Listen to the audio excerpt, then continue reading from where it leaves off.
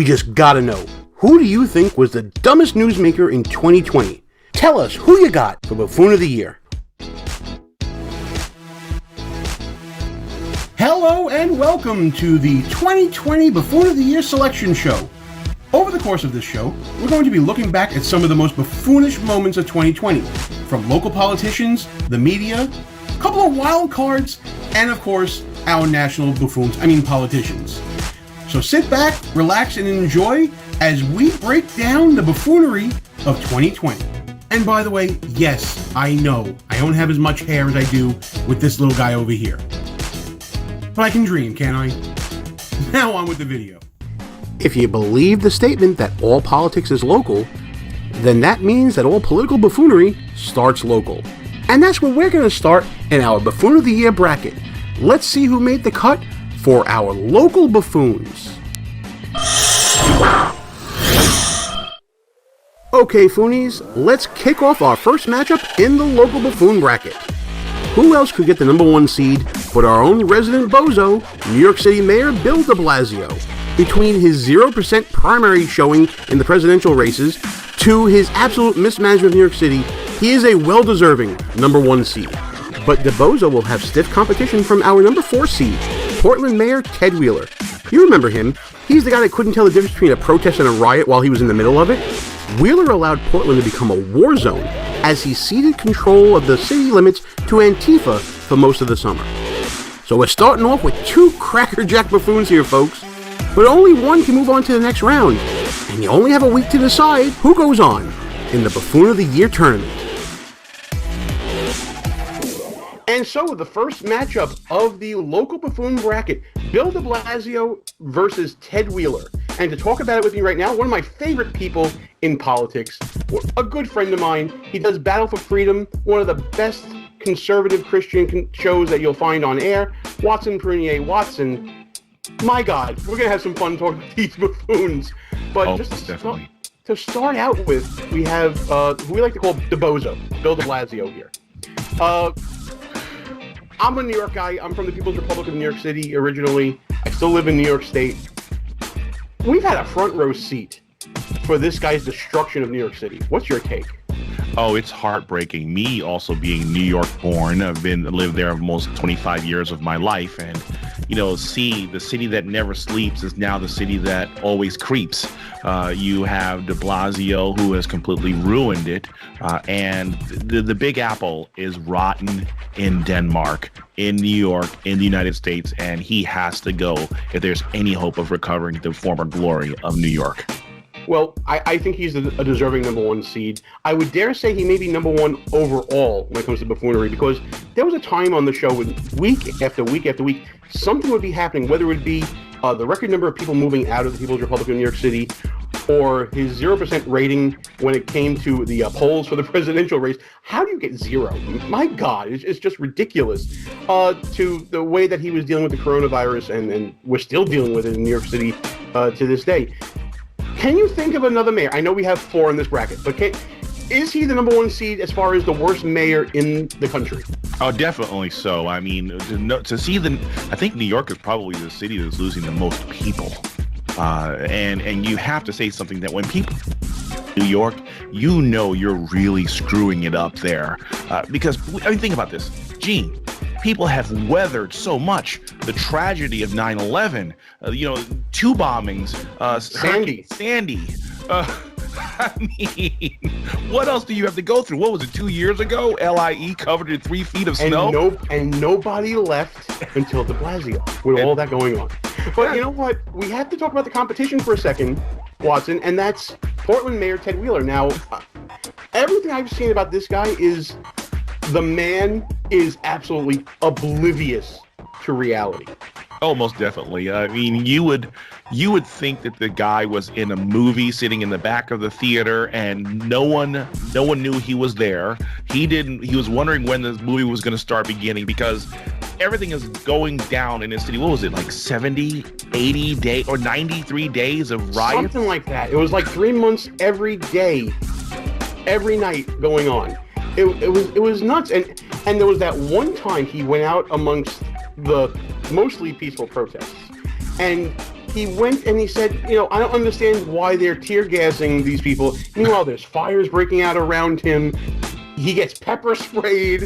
And it's like, can you get more oblivious to the plight of your people? And meanwhile, there are people in Portland who had to live through that damage and live through that whole situation. Yeah, I almost moved to 1992. I almost moved to Portland, Oregon.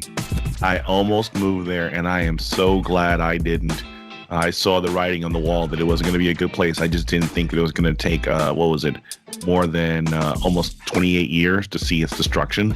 Yeah, no thank you. Well, it was also amazing, Watson, that you can look at Portland as a cautionary tale, of course, but now people are looking at him as he's pro-law and order because they're talking about defunding the police and every liberal policy you can think of.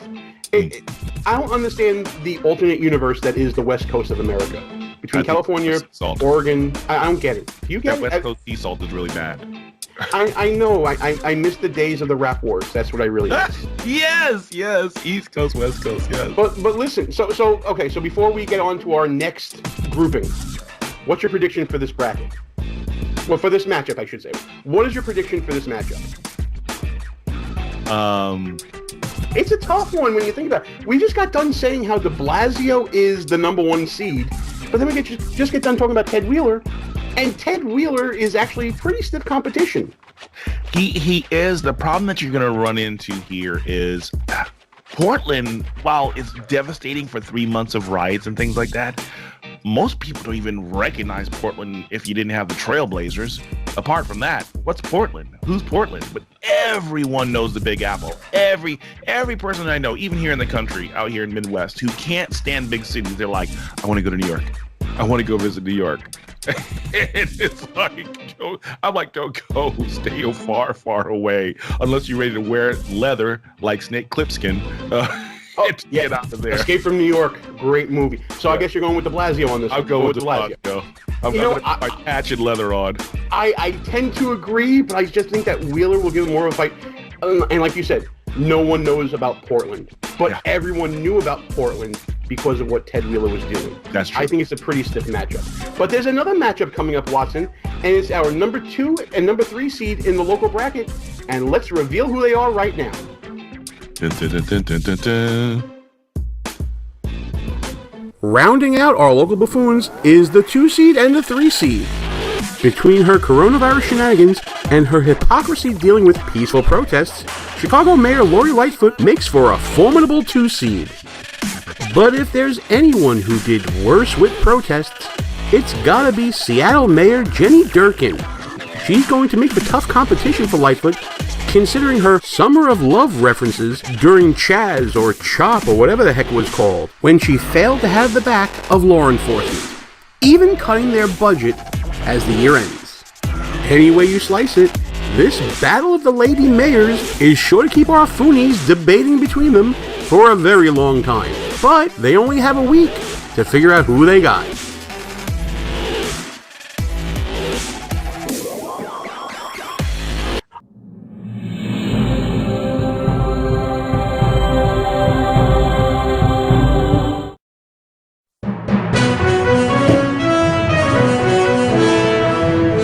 Here's a great way to save money on your prescription medications. If you take Viagra or Cialis, we can give you a way to pay as little as $2 a pill. Compare that to prices as high as $60 per tablet. Call now with your prescription and pay as little as $2 a pill. We offer 24/7 service and always free delivery and confidential packaging. Call Pharmacy Shop 24/7 to get generic versions of Viagra or Cialis for as little as $2 a pill, plus free discreet shipping. Broken AC, $4,600. Water heater, $1,500. Fridge on the fritz, $1,000. You need home warranty coverage from the Home Service Club For around $1 a day. If any of your covered appliances and systems break down, HSC will either repair or replace them. HSC provides coverage of up to 47 different appliances and systems in your home. I trust HSC. HSC has over 15,000 pre-screened, highly rated technicians with the fastest response time in the industry. They cover everything from ACs, stoves, fridges, pool pumps, and more.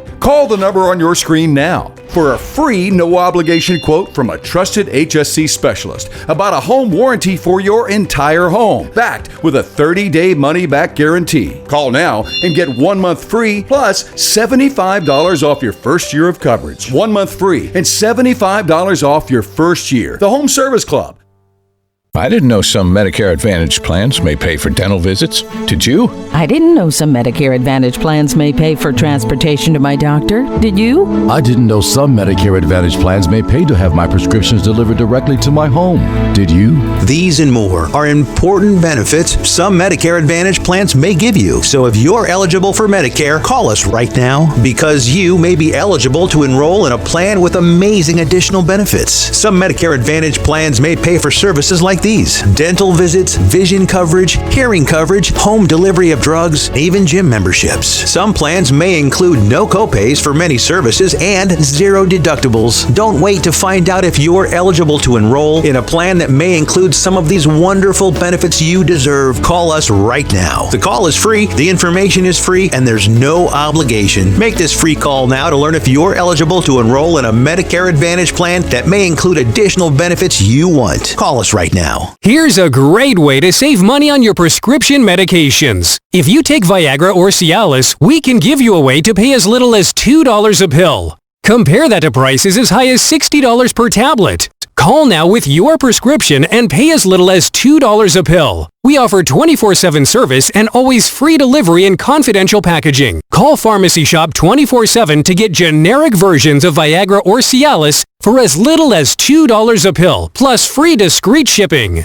All right, Mr. Midwest, you got your pick in here. The number 2 seed, Lori Lightfoot, Mayor of Chicago. Give me the gist from that area.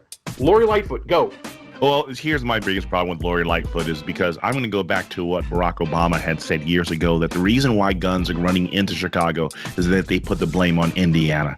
That is full of nonsense. Lori Lightfoot has the weakest stance against crime and criminality in her city. She's abandoning a lot of her people, and unfortunately, my in-laws get a chance to hear every day about the number of shootings and deaths and things going on in that city, and the hypocrisy of her to basically turn around and block people from having their gatherings, where you could turn around and you can have police out protecting your property while you do whatever you want while the city burns. Oh, you have failed that city long before coronavirus.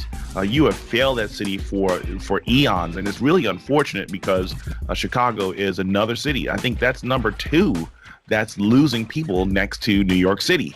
So Lori Lightfoot, yeah, you're no pal of mine and no friend to common sense, and it's just actually more or less an allegiance to hypocrisy and downright debauchery. Well, let's talk about hypocrisy. You bring it up. The haircut during coronavirus. Exactly. First of all, can we talk about the style? No, we're not going to talk about the style. That's mean. I'm not doing that. What I will say is, when she came out with this whole, I'm the face of this city and I have to look good. I'm sorry, you're not Vidal Sassoon, okay? If you don't look good, the city can still look good. You know what I mean? Yeah. She never looks good, bro. Oh, well, I mean, I've heard, listen, my nickname for her is Lightweight. Yeah. But I've heard Beetlejuice. Yeah. I've heard other ones that are just not good. And we're not talking about her appearance. That's not, no. No, it's the negative spirit. Dad Watson. No. It's the negative spirit that she has about her. Yes, it's the negative. Lightfoot. Yeah, lightweight. But lightweight, yeah. Can we really be against the Rona Destroyer? I mean, did you see the Halloween costume with the hands on the hips and the mask? I mean, my God. You want to talk about the worst kind of leadership. But my favorite Lori Lightfoot moment was when we had these protests going on, and we'll get to Jenny Durkin in a second with protests. My goodness. We had the protests going on in Chicago, and she actually has the police line up on her block to stop the protesters from protesting in front of her house. Yep. I mean, my God. It's like, as you said, speech everywhere except in front of my home. Rules for you, none for me. Absolutely right. We got to talk about Jenny Durkin, though, because Jenny Durkin was having protests in her city before protest was cool. She's the only mayor I know that ceded actual property to almost like a foreign invader. Yep. This Chaz, Chop, what do we even know what we call them? Are they Chaz? Are they Chop? What are they? Chapzoni. It's like a Stromboli, but worse. You hit me in the Italian. I see you doing there. But in all seriousness, I've never heard of any leader just giving up on a zone of property and giving up on a police precinct of all things. Yes. The one icon of strength and protection. You basically cede this to a bunch of terrorists and actually wind up losing lives. You lost more lives in the Chap Chop zone because of your protests than were lost in many other major cities. Chaz Chop. Chop Chaz. Chaz Chop. I like saying it. It's Gordy. Yes. It was Chop Suey in there for a while. Because if you remember, let's take a step back in time, Watson, to the time when warlords ruled the streets of Seattle. There were actually, there was, what was that black rapper's name that had the gun? I forget his name, but he was like a warlord in the area dealing out justice. Yeah. Oh my goodness. Oh, holy cow! I cannot remember his name right now. We'll fill it in post-production. Know what we're gonna do? Watson, watch this. Ready, Watson? I'm gonna do this. I'm gonna put his name right here. Yeah. Okay. Oh, that's who it was. Okay. Yeah, him. And honestly, you know what? That guy turned around, and you probably could have his own harem and a whole bunch of other people following him that they put all their hope in this. Wait. Hold on a second. Let me get this straight, though, because I need to make sense certain here. Wasn't Durkin also the one who hired the retired drug dealer to wind up selling things in Seattle as well too? Like he wasn't he some kind of like reform and rebuilding the city of, I think, didn't they like pay $93,000 to like a deadbeat rapper or whatever? Not rapper, but it was a it might have been, I'm not sure. We'll clean that up in post-production too. But one thing I do remember about Seattle is I believe they also did the training or the retraining, I should say, of municipal workers to be more, I guess, sensitive to racial issues, and it ended up being leaked about what was actually being discussed. Yeah, that was another funny one. But this is all part of the summer of love, Watson. This is all, a beautiful thing. Of course, people getting shot, police stations being destroyed, going against your own police commissioner in devising the way to handle this. I'm out of law. You know what? Tell me who wins. Just tell me who wins. Is it Lightweight or is it Durkin? I'm gonna have to. It's another tough one. See, folks, while Watson's thinking, I'm gonna vamp for him. Every matchup in Buffoon of the Year is this darn tough. So get ready to really put your thinking caps on with this whole thing.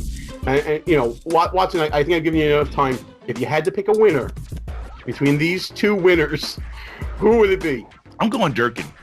I'm going Durkin on this one. Yeah. Initially I was thinking Lightfoot.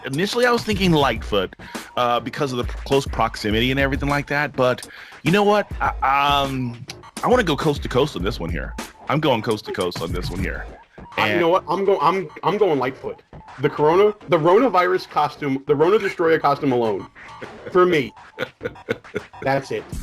She is the face of this city. And she needs her hair done. Gosh darn it.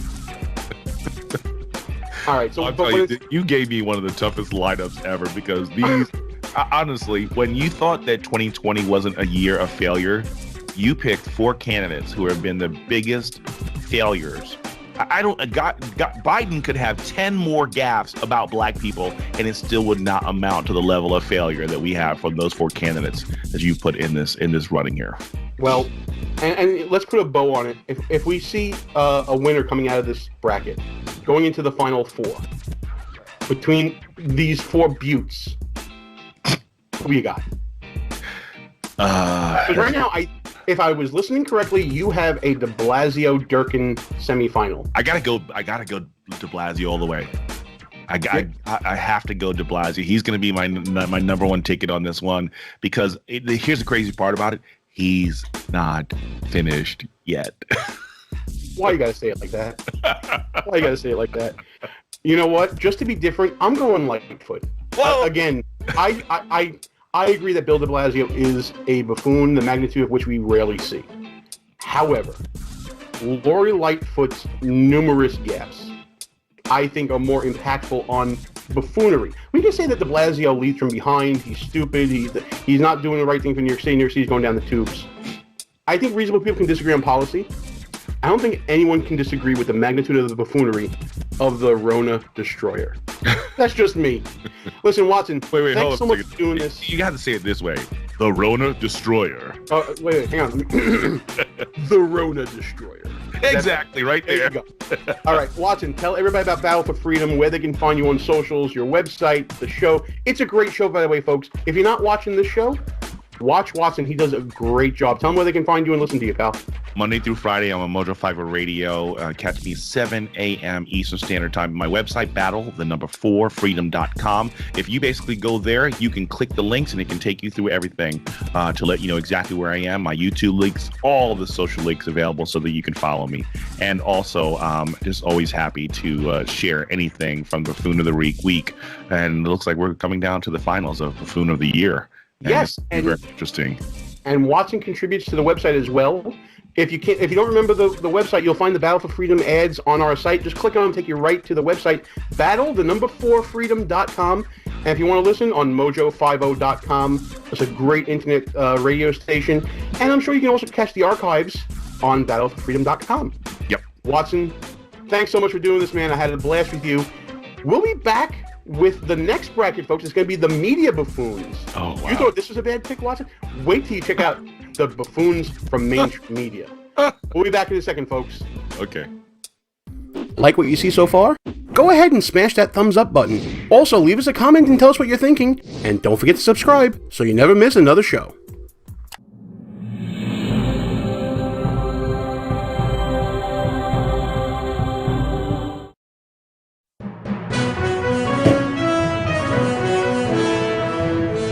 Everybody wants cheap airfare, but where do you find it? You call low-cost airlines. Their prices are direct from the airlines, and they're so low you can't find these fares published anywhere. They specialize in cheap flights, discount hotel rooms, cheap car rental rates, and great package deals anywhere around the world. Wherever you want to go, they can help you get there cheaply and with a best price guarantee. If you want the lowest prices on your airline tickets or other travel services, call now. That's right, call. That's the only way to get these rates. Experts are standing by 24/7 to get you the cheapest airfare and hotel rates available. So don't wait. Call right now for the lowest travel prices anywhere and for great last-minute travel deals too. Call 888-431-0562. That's 888-431-0562. 888-431-0562. 888-431-0562. Dish TV is better than cable TV. Here's why. Dish has the nation's lowest TV price, along with an award-winning DVR that can skip commercials, record 8 shows at once, and get access to thousands of movies at your fingertips. Cable simply can't even compare. So the smart choice is to cut the cable and get Dish. Plus, you get all these great TV features, free HD DVR upgrade, free installation, and free movie channels. Say goodbye to cable and get more with Dish TV. 877-290-7764, 877-290-7764. As an added bonus, you can switch to Dish now and receive a $50 Visa gift card. So call now and get Dish TV. Call 877-290-7764, 877-290-7764. That's 877-290-7764. Limited time offer, 24-month commitment and credit qualification required. Cancellation fee, monthly equipment fees, and other restrictions apply. Promotion can change at any time. Friend, do you remember when it felt good to withdraw your cash from the bank to expand a business, go on vacation, or buy a new car? Well, today, withdrawing your own cash has become a very risky business, according to The Secret War, a shocking new research report. I just read it. And folks, I was amazed to learn why banks are now required to spy on us for the government and then report any suspicious or unusual behavior. I suggest you get The Secret War free. Just call the number on the screen, no charge, from the folks at Swiss America, and get this. Did you know simply spending cash today may be enough to have you branded as a potential criminal? That's right. The new war on cash is really a war against all freedom-loving Americans. The Secret War is yours free, so call the number on the screen and you can tell them Pat Boone gave you the number. We are literally bombarded by media on a daily basis. Sometimes it's informative, but mostly it's a lot of talking heads just spouting off a whole lot of rhetoric. The worst offenders are the hypocrites, the fake news pushers, and the agenda gymnasts. And these were the top media buffoons of 2020.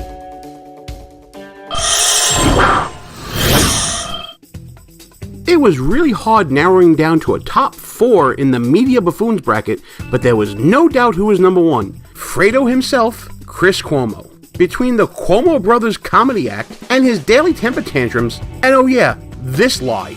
All right, here it is. The official re-entry from the basement, cleared by CDC. Yeah, there's a bicyclist on the Hamptons that will dispute that. Oh, and then there's his bromance with Don Lemon. I mean, we can go on, but we got another nominee to get to, and that is C-SPAN's Steve Scully. You remember him as the moderator who got caught sending a message to Anthony Scaramucci about Donald Trump and how to handle him for the second debate. He then said that he was hacked, the go-to excuse of every single buffoon out there. And it turned out days later that he wasn't. Surprise, surprise. If this matchup is any indication, the media buffoons bracket might be the hardest in the whole tournament. You Foonies have a really tough choice in this matchup, and you only have a week to decide who survives to go on to the next round in the Baffoon of the Year tournament. And there you have the first matchup in the media buffoons, sure to be one of the most hotly debated matchups. And here to talk about with me is the commanding officer of Conservative Commandos Radio, and also the grand poobah of American Uncensored News, and you see that button in the top right corner of the video. That's the man, Rick Schrader, who put all that together. Rick, how you doing, pal? Great, and Gene, it's great to be with you, but I have to say, I gotta hand it to the selection committee. I think the selection committee did a bang-up job in making these choices. Yes, this first matchup, to me, Chris Cuomo, Fredo, may be the overall number 1 seed. Just the magnitude of the things that he's done, the hypocrisy of the things he's done, it's absolutely ridiculous, Rick. Well, I agree with you, and I think when you say Fredo, everybody knows what that means. Chris, you can go back to The Godfather and all that, and everybody knows that Fredo was kind of like the idiot brother, okay? I got passed over. Yeah. I got passed. You, my little brother, take care of me? Absolutely. But, you know, when you say Fredo today, everybody thinks of Chris Cuomo. I mean, my gosh, it's like instant flashback to Chris. I mean, what can you say? That in and of itself, just say Fredo, and everyone knows who you're talking about. That and the brother that had the fraud flu, as I call it, the Wuhan flu. Some other people call it COVID-19, but my gosh, great selection. Well, let's go through some of the craziness. First of all, you touched on it already. He contracted COVID-19, the Kung flu, whatever you want to call it. And he goes into quarantine, right? And then, next thing you know, he's out in the Hamptons, out here by me where I live, no mask on, out in the open, not in quarantine, looking at some development of a property that he has, gets into a fight with a bicyclist, and then has the nerve to say that he emerged from quarantine in a grand video on CNN. Does he not know that we read other news other than CNN? Well, maybe he's counting on the rest of us being as dumb or as ill-informed as his audience. Of course, there's not a lot of his audience, is there, Gene? I mean, CNN's not doing that great. For CNN, it's a good audience. For the rest of cable news, it's like this. Not so much. Not so much. But then, throughout COVID, you have, his show. I don't even know what the name of his show is. I called it the Cuomo Brothers Comedy Hour, where he would have his brother come on. His brother, who is, in my opinion, showed no leadership during COVID-19, during the pandemic, during lockdowns, is actually responsible for the deaths of thousands of New Yorkers. And they're on there joking about what size swab he put up his nose. It's absolutely, it's criminal. Forget about buffoonish. That's just simply criminal. But meanwhile, tough guy Chris wants to be hard on everybody else that comes on his show that expresses a contrary point of view. But his brother, he's got prop comedy. Well, I think Chris tries to match up to his brother. All right, just like Fredo in the Corleone family. He keeps trying to keep up with Andrew. This latest thing, I mean, the hypocrisy of Chris Cuomo doesn't end there. This is a man who had 12 months of buffoonery. He didn't just have like a short spurt, like we'll talk about with Steve Scully in a second. He had 12 months of buffoonery Because then, after all the sanctimony on his show about COVID-19, taking it seriously and wear a mask, and him preaching to us and claiming to have the moral high ground, he then gets a letter from his own building saying, we're going to report you for not wearing a mask. Your brother created the rule. But this is, again, rules for thee, none for me mentality that you get from the ruling Democrats in the People's Republic of New York. Well, not only in the People's Republic of New York, you could say the same thing. The buffoonery does not stop at the Hudson River, Gene. Steve Scully, C-SPAN. First of all, he gets picked by this debate commission. And I don't even know how they decided to pick him. He was a former Joe Biden intern. And he gets picked for this commission to moderate a debate involving his former employer, for lack of a better word. How? And you don't turn it down. So automatically, you're starting off shady with me, right? Yes. And then you get this tweet that comes out to Anthony Scaramucci, of all people. Because, when I want to talk about how to handle Donald Trump, I go to Anthony Scaramucci. Anyway. And Scaramucci responds back, and this becomes this major controversy over this debate. Forget about, is it happening, isn't it happening? And then he comes out with the Anthony Weiner of excuses. I was hacked. Did you ever believe that? No, Gene, that's everybody's excuse every time whether they do get drunk, they say something stupid, they do something even more stupid, they get on Twitter and tweet it out. I mean, for the world to see, and then they got to come up with an excuse. Well, they can't go to the truth and say, look, I was drunk, I said something I shouldn't have said. No, they got to make up a lie. They make up a lie that he was hacked. Definitely belonged on this list. But that really is the buffoon excuse of all time. Anthony Weiner tried it, didn't work, and Anthony Weiner became Buffoon of the Year a couple of years back. Joy Reid tried it, didn't work, but Steve Scully it's going to work for. But his boss at C-SPAN bought it. They put out letters in support of him saying that he was, and of course, surprise, surprise, he wasn't. He comes out and he admits it after he realizes, I kind of painted myself into a corner here, and so he has to do the walk of shame. Well, Gene, this is what liberals do. For instance, socialism hasn't worked anywhere in the world it's been tried, but their brand of socialism is going to work here, right? So maybe he thought, well, their lies no one believed their lies about being hacked, but they'll believe my lie. Surely they'll believe my lie. Well, it just didn't work, Steve. He used up his own personal capital and staked his reputation on a lie. Yes. And that's absolute buffoonery. I think he might have been the only journalist to have been punished for getting caught with an untruth. And in a field where every single person pretty much tells untruths, for him to be the one to be singled out with punishment, that's also a badge of buffoonery to me. You got caught. And you got caught really badly. So that's Gene, why he's here. Very good of you for picking up on that.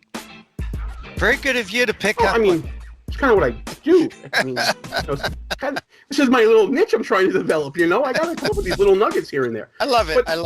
But now the time has come between two very credible buffoons. Mm-hmm. Who you got? Oh, I'll take Cuomo. You got to take Cuomo. I mean, Scully, not a lot of people even knew the name Steve Scully before all that happened with the debate commission and he was hacked and whatever. So, Cuomo for day in and day out buffoonery gets it for me. Well, I tend to agree, but I want to take the argument that you just made and turn it against you a little bit. Okay. Nobody knew who Steve Scully was. That just goes to show you the magnitude of the buffoonery in question here. Chris Cuomo's an everyday buffoon. He's kind of sailing along singing the song throughout the whole year.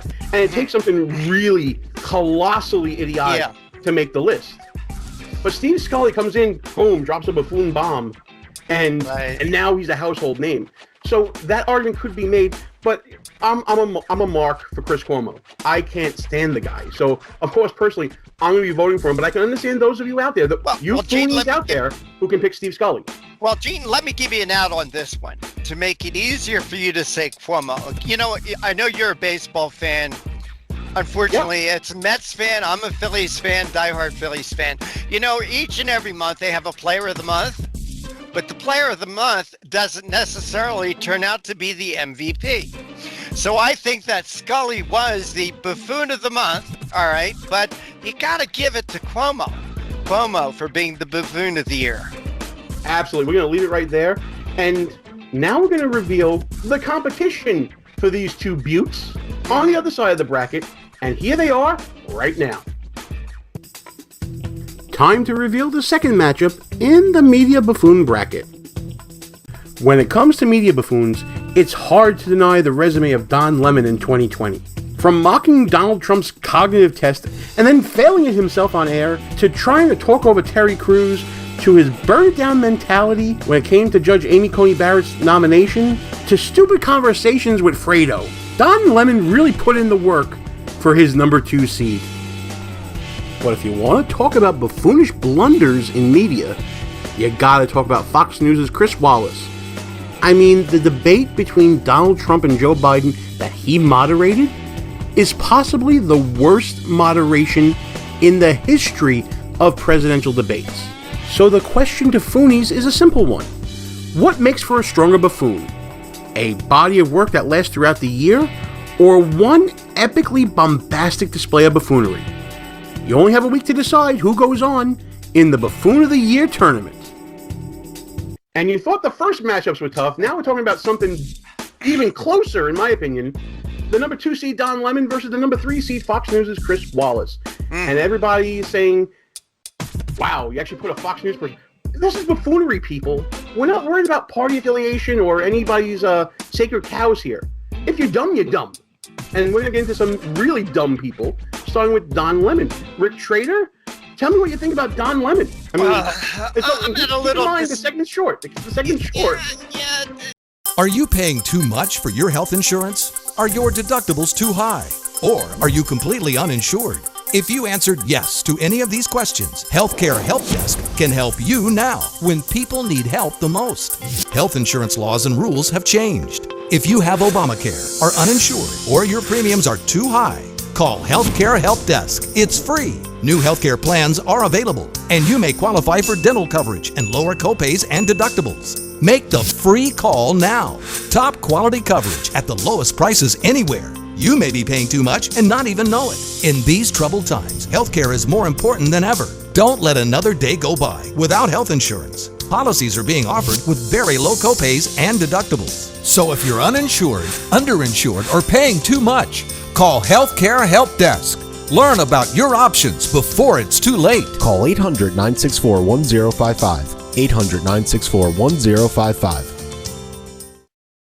Attention Medicare recipients and anyone turning 65. Medicare has approved new benefits not included with original Medicare and older Medicare Advantage plans. You may not be getting all of the benefits you're entitled to. These new Medicare Advantage plans may have many free new benefits including in-home aids, telephone appointments with your doctors, home-delivered meals and prescriptions. These benefits may be available and it's a free call to enroll. The easiest way to enroll is to call the Medicare Benefits Line, a free non-government service. The new plans may also offer free eyeglasses, free hearing aids, free wellness visits, and gym memberships. Call the Medicare Benefits Line now. It's easy. Find out if you're eligible for new benefits like meal and prescription delivery, in-home aids, and telemedicine. Some plans may have a $0 monthly premium or zero copays for big out-of-pocket savings. Call 800-691-1655. 800-691-1655. Medicare Benefits Line is not connected with or endorsed by any government agency or the federal Medicare program. I owed the IRS $10,000. The IRS garnished my wages. They put a lien on my house. I'm self-employed and didn't report all my income. They claim I owe a lot more than I do. The IRS is the most powerful collection agency in the world. They do not give up until you pay.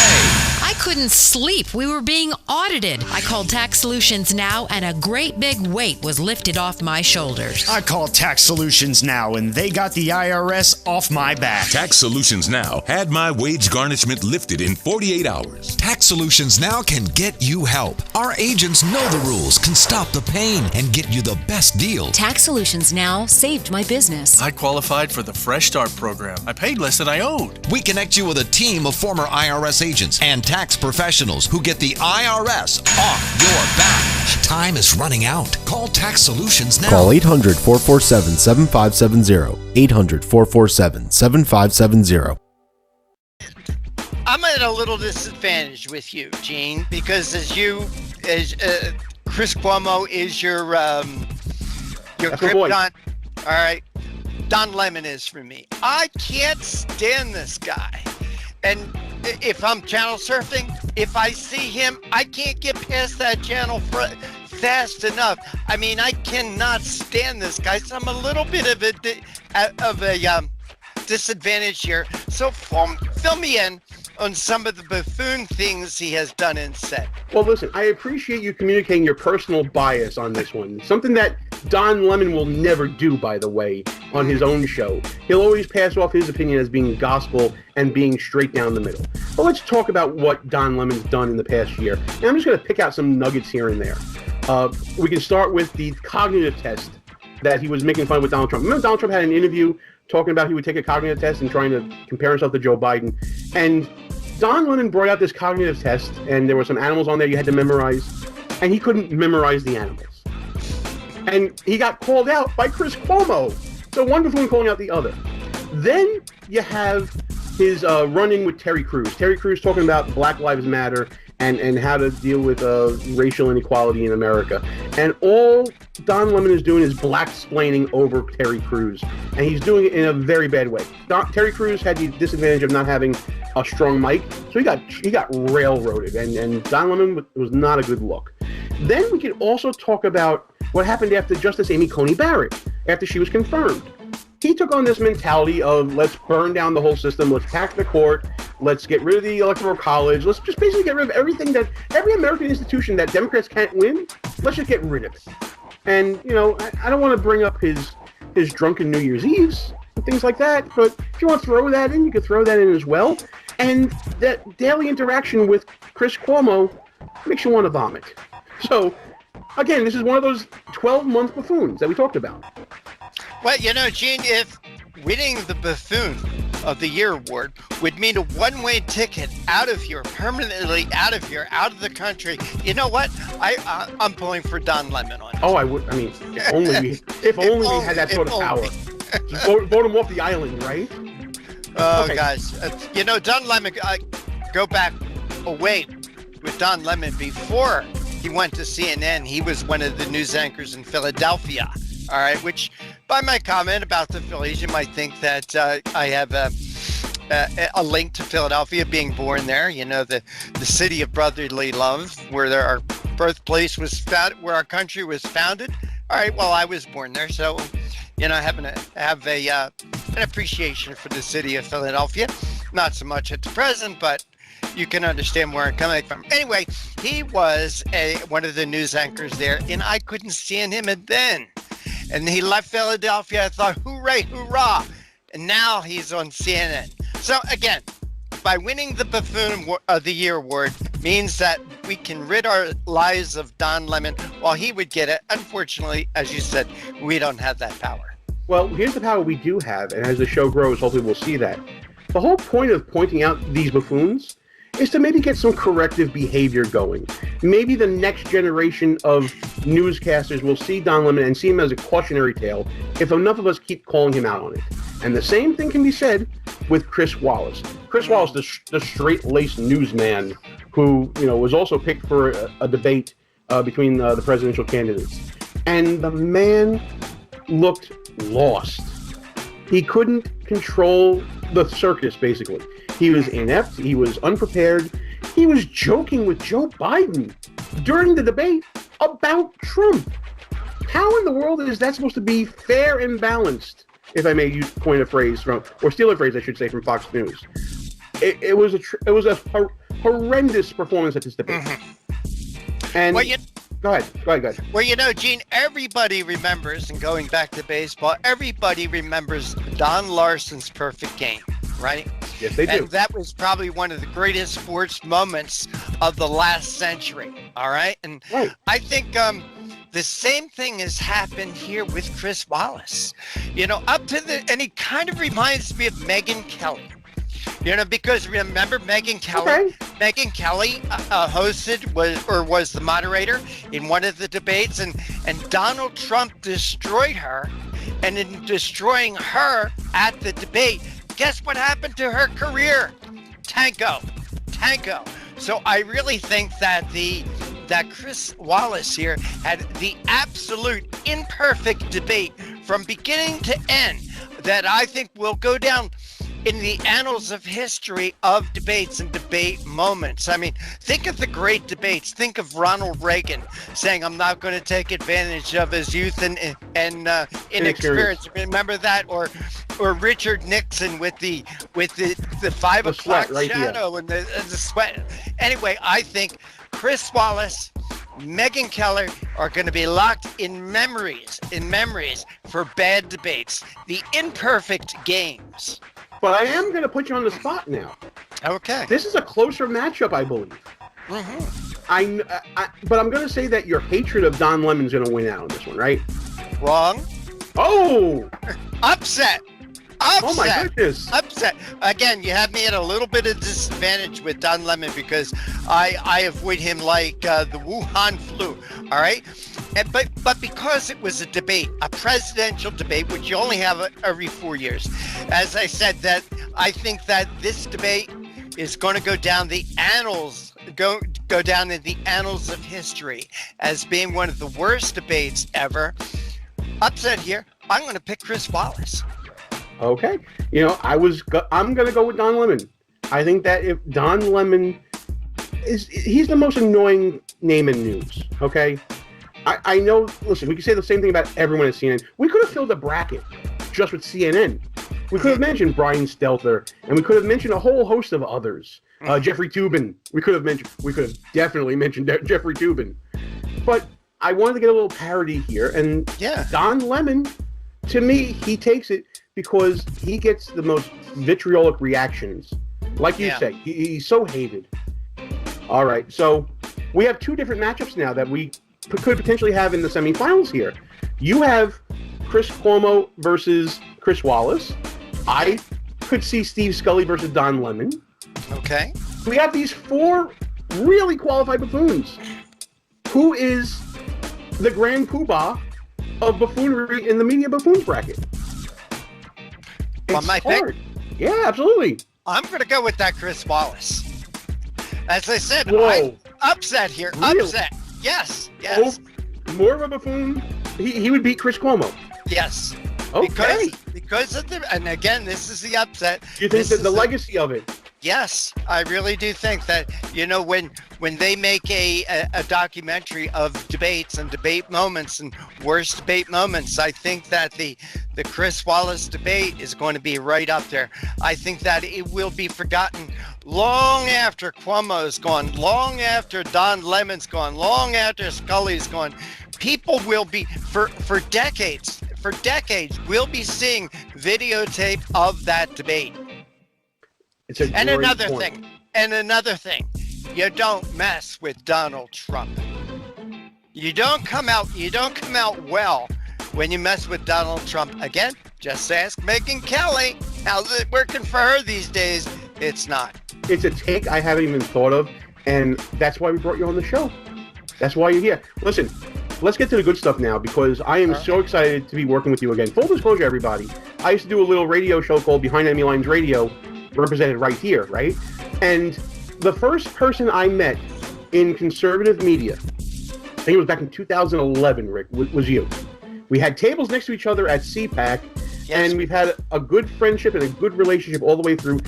You helped get me on terrestrial radio for the first time ever. You helped me grow my show, and you were there for me when I had to stop and I had my own health conditions. Yep. And now we're working together again with American Uncensored News. And of course, you still have Conservative Commandos Radio Network going on. Let's talk about everything that you work. I don't know how you handle it all. You have the radio network, and you're putting on a great channel of independent media on television. You're right. Well, I'm really excited about AUN. Again, Conservative Commandos radio show is my baby. You know, I'm its daddy. It is my baby. It's where the newsmakers come to be heard. It's where the newsmakers come to be heard, right back here. There you go. Look at that. But an opportunity, and my gosh, Gene, what an opportunity was handed to me. And what we're creating with the American Uncensored News Network is a conservative broadcast television network. Something to the right of Fox. And don't laugh at me and say, look, it's not hard to get to the right of Fox. Just giving you an idea of where our ideology is. We are a boutique network.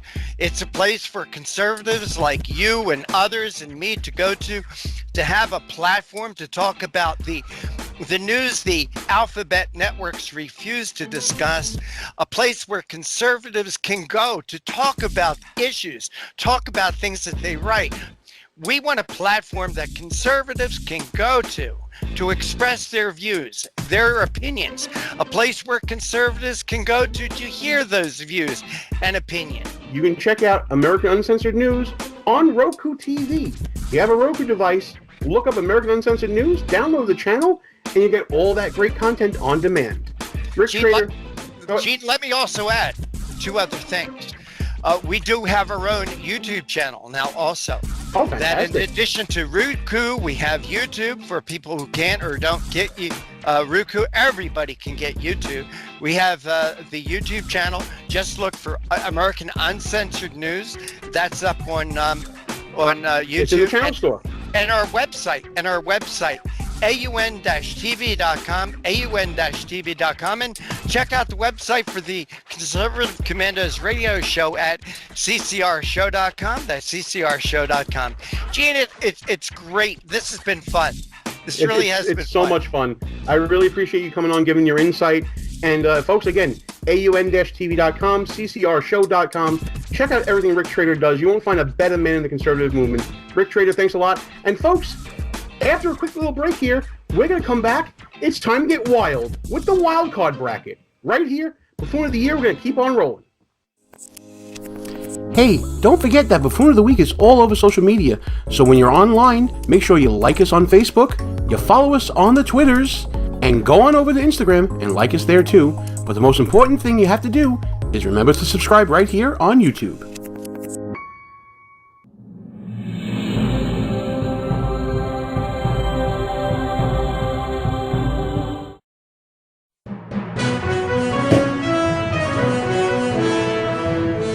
Attention homeowners, do you have a house that's in need of serious repairs? Do you have tenants that never seem to make their monthly payments? How about code violations, past due taxes, or maintenance costs you just can't afford? Then call my friends right now at Quick Cash Offer. They specialize in buying any home, no matter how ugly the situation. Turn that problem property into cash right now. It's just that simple. One call and you can get rid of that home headache forever. They buy the ugliest houses with instant closings, instant cash, and huge savings. Plus, there are no realtor fees, no listing fees, and no repair costs. Just cash in your hands for that painful property. They're buying a few more houses in your neighborhood this month. So take advantage of this cash offer and call Quick Cash Offer now. 855-296-8854. 855-296-8854. That's 855-296-8854. Listen carefully. If your student loan debt is overwhelming you and things seem hopeless, we've got great news. If you're still struggling with your student loan debt, there are government programs available that may actually lower your payments by consolidating your federal student loans. Just call us. We'll review your situation and work with you to consolidate your debt. In many cases, depending on your situation, we can lower your monthly payments in half or more. It doesn't matter how much you owe or how far behind you are. Even if you're in default, call us right now to find out how we can lower your payment in half immediately. You can stop the harassing phone calls and the wage garnishments. All you need to do is pick up the phone and call us right now. We can remove your default status, consolidate your federal student loans, lower your payments, and we can do it today. Stop worrying. This is a real solution that can help. So please call us right now. Call 800-917-8671.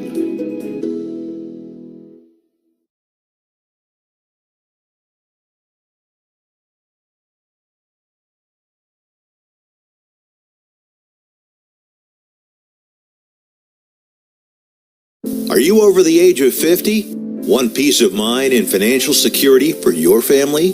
Here's an important message to you and all seniors from the Final Expense Insurance Hotline. The average funeral costs about $7,000, even more. And the most government benefits will pay your family is only $255. That leaves your loved ones with a burden of paying your debts and funeral costs. Our plans start as low as $1 per day and will pay up to $30,000 for your funeral and other final expenses. There's no medical exam and you'll have lifetime coverage. Plus, your rates will never increase and your plan cannot be canceled regardless of your medical condition, as long as you make your premium payments. Get free information right now. Just answer a few simple questions and get approved right over the phone in just a few minutes. Call right now. Call 855-221-7334. Do you have an idea for an invention, but you don't know what to do next? How do you get in front of companies or get a patent? Call InventHelp. They've been helping inventors just like you for 35 years. And thousands of people contact them every month. With 65 offices, you can meet with an InventHelp representative near you who will keep your idea confidential and explain their invention process step by step. InventHelp has helped over 10,000 inventors get patents. And they offer 3D animations and prototyping services to help demonstrate your idea. InventHelp's exclusive databank includes over 9,000 companies who have agreed to confidentially review new ideas, like yours. Don't wonder what to do next. Take action right now and get the help you need from InventHelp. InventHelp. Call today for free information. 800-880-2937. That's 800-880-2937 now. Not all buffoons hold elected office or report on politics, but they can be just as big of a buffoon as any of them. Time to check out the wild cards. The biggest wild card of 2020 was definitely Hunter Biden. How did no experienced hunter end up on the board of Burisma? What was the deal with all that money from China and Russia? Even more questions emerged with the infamous laptop from hell and from Tony Bobolinsky's shocking revelations, accusing Hunter of living off of the Biden name. He'll be going up against the so-called saviors of the solar conservatives, the Lincoln Project. These political hacks claimed the moral high ground against President Trump and Mitch McConnell, all while threatening reporters, doxing lawyers, and taking tens of millions of dollars from Democrats, including Chuck Schumer. Saviors of conservatism? I think not. It's a battle over which contender is the more talentless buffoon, the screw-up son living off of daddy's name, or the shady consultants living off of dark money and dirty politics. It's up to you, Foonies. Pick us a real winner. But remember, you only have 7 days to decide. And the wild card bracket starts out super wild, with Hunter Biden as the first seed, going up against those dolts at the Lincoln Project as the number 4. And joining me right now to break down all the wildness of the wild cards, my friend who happens to have his own little internet radio station. He is the chief cook and bottle washer at KLRN Radio. My good friend, the rowdy one, Rick Robinson. Rick! Oh my goodness! Are you ready to get wild? I'm doing great. You ready to get wild? I was born ready. What you got for me, brother? What you got? Okay, so as I said, the number 1 seed, Hunter Biden. If there was any person who could be deemed a wild card in politics, it's got to be Hunter Biden, right? Yeah, I mean, probably the definition of wild card, because you never know what's going to happen next with that one. I mean, if you had at the beginning of the year that we would be talking about Hunter Biden in the context of laptop, cocaine use in photos, shady deals in China, shady deals in old Soviet bloc Europe, I think we would have been crazy. But 2020 has proven to be the year of the wild card. Oh yeah, no, definitely the year of the wild card all the way around. But yeah, the fact that Hunter Biden should be one of the main topics of the news media and is not, because I mean, come on, dude, they got stuff all over the laptop. He's got the stuff going on with China. I mean, Burisma. How much? Burisma. I mean, how much corruption can one family? I mean, they call the Trump family the crime family. I think they're looking at the wrong family. Well, I would tend to agree with that. Biden Inc., I think, is the term that everybody's been using. especially since what was Peter Schweitzer's book that talked about Biden inks way back when. So, yeah, I mean, Hunter Biden turned out to be a treasure trove for the Trump campaign. But it's just the outlandishness of it all. I mean, this is the guy that he was dating his brother's widow for a while, and he has a child born with some woman he met somewhere. I don't even know what she was. I think they said she's a stripper.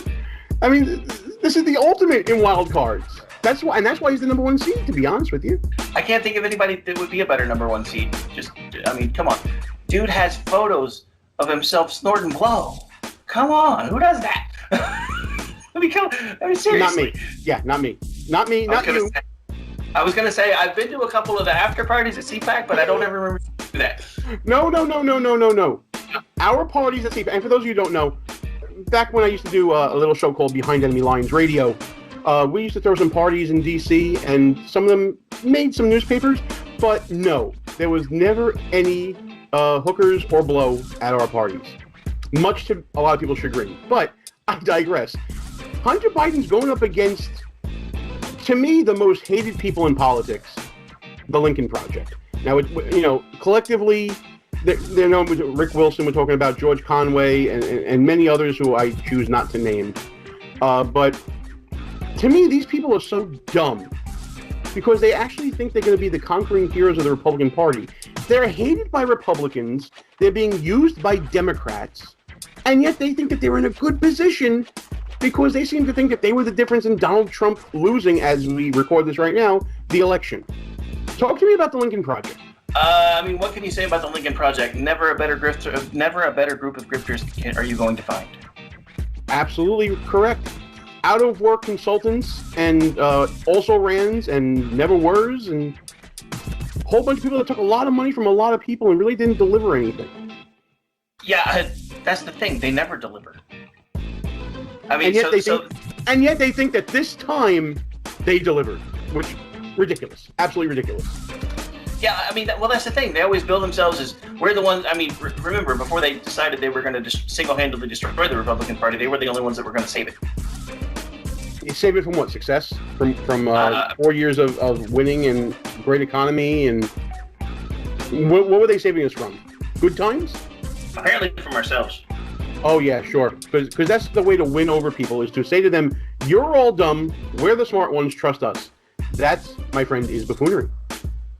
Complete and total buffoonery, my friend. Just extraordinary buffoonery. I mean, seriously. Top notch. Top notch. Yeah. I mean, honestly, I'm kind of surprised they're not a little higher up in the bracket, but they still don't deserve the number one spot for sure.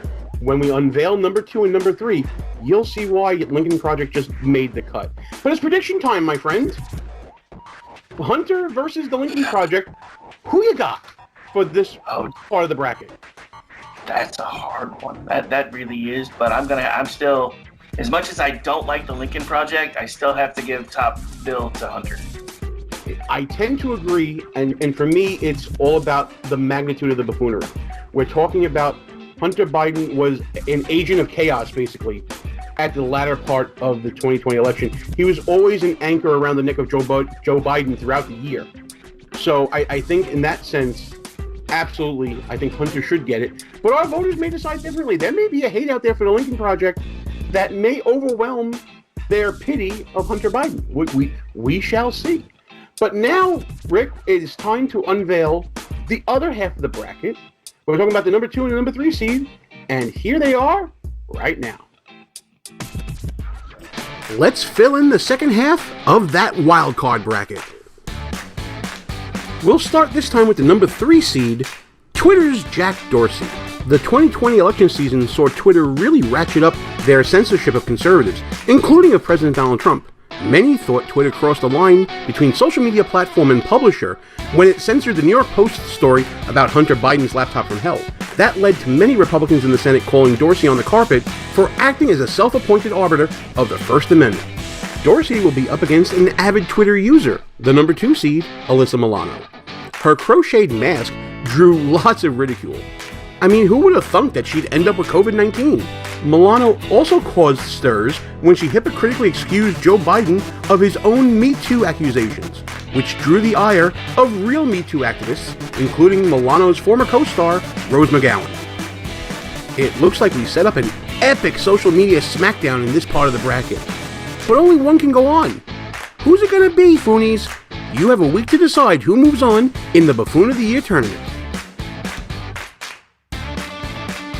And now you see, Rick, why Lincoln Project is 4. When you have Alyssa Milano versus Jack Dorsey, the head of Twitter, that's a titanic battle that's almost too close to call. Maybe the closest matchup in the first round. Yeah. Dude, you're making this hard. Why had to make this things is the point. hard? It's not me doing it, it's them doing it. If these people weren't so dumb, if they weren't so stupid, I wouldn't be able to make this video. It's not me doing it. I'm just the one that happens to see it all. You know what I mean? You're the one reading between the lines and connecting the dots, man. I get it. Dude, where to start with those two? Well, I'll tell you what. Let's start with Jack Dorsey, because I know, listen, you're on Twitter more than I am. I may have, at Buffoon OT Week, but KLRN and all of the stars, I'm going to say, of KLRN, they're all over Twitter all the time. You guys have the pulse of that. So talk to me about your experiences on there, and let's get into Jack Dorsey's buffoonery. So Jack Dorsey's buffoonery. Well, first of all, he's been spending all of his time on another project and watching Twitter turn into a dumpster fire. As far as what's going on with Twitter, we want an edit button. That's all we want. Just let us fix our typos. Come on, Dorsey. It's not that hard. Facebook does it. You can do it. You guys are basically making your platforms look the same anyway. Just give us an edit button. Come on. But anyway, so what's going on with Dorsey? First of all, dude has no idea what he's doing. Has no idea how to run a platform. Seems to be confused about whether or not he is a publisher or just a platform. I don't know. I don't like the guy. I've had too many friends that have been suspended for no reason. It's taken them sometimes 6 months to for never to get their accounts back because they just got whacked for no reason. But yeah, so Twitter's a dumpster fire. When you say whacked to an Italian, that means a little something different than just being suspended on Twitter.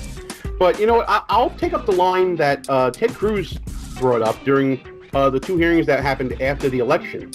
Who the hell elected Jack Dorsey to be the grand arbiter of what is proper to be said on basically the new public square, the virtual public square that is Twitter?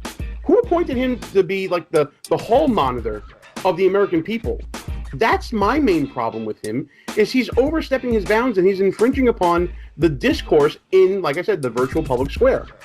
Yeah, no, I mean, that's the thing, all these platforms talk about how they're the bastions of free speech and blah, blah, blah, yada, yada, yada. And look, I get it. If you're the one that is monitoring your account, you have the ability to basically block who you want to block, whatever the case may be. But that's why these features exist with Twitter in the first place. There's a mute button, there's a block button, there's all these things that you can do to regulate your own content. There's no reason that the platform provider who is using the same protections as a platform should be able to say, oh, you can't say that here. Now, I understand there are always going to be reasonable expectations, and as an attorney, I'm sure you could probably school me on a little bit of that stuff. Yeah, like with a whole free speech, you can't yell fire in a theater. Look, I get that. There are certain things that probably do have to be policed by Twitter.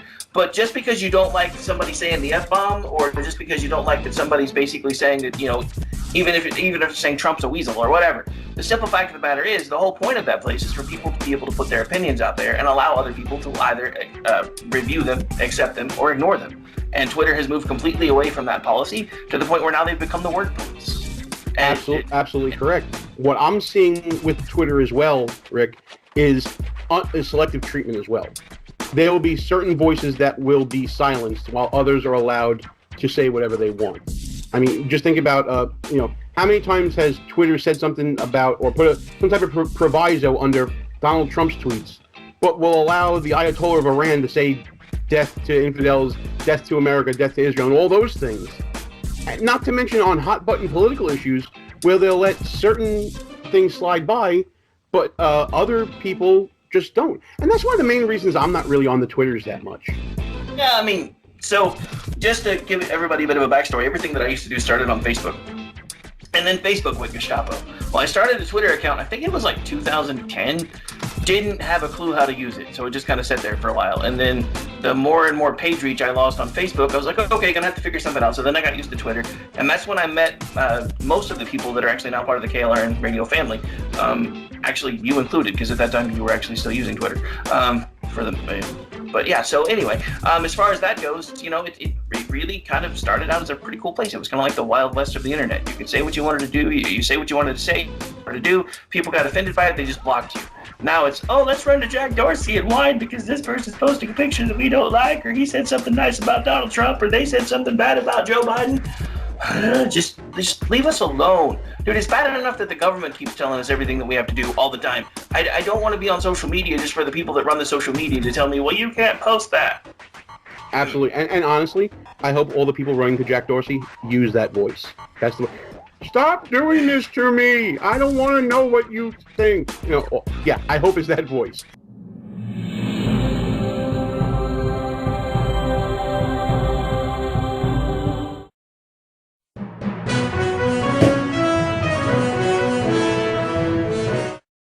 Mom, thank God you're gonna be okay. So relieved. But you both should know when my time comes, I have a final expense policy with Senior Care USA. Is Senior Care USA the life insurance policy that helps loved ones pay for funeral expenses and other debts? Bill and I called to get more information. Yes, and there's an immediate payout of up to $50,000. If you're over 50, call Senior Care USA now to learn more about final expense insurance plans. There's no medical exam, even if you have a pre-existing condition like I do. When I called, the quote was free, and there was no pressure. I found out that policies start for as little as 35 cents a day. Rates will never increase and coverage won't decrease. I'm gonna call today. Ask about the free prescription discount card.